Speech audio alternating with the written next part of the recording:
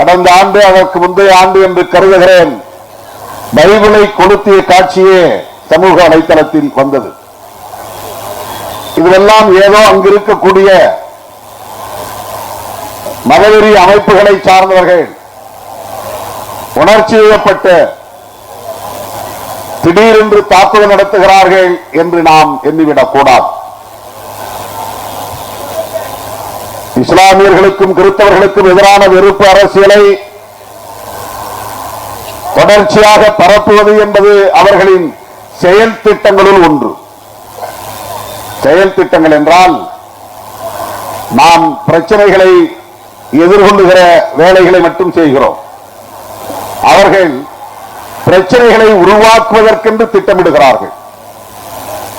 அதுதான் அவர்களுக்கு உள்ள முக்கியமான சிறப்பு கூறு.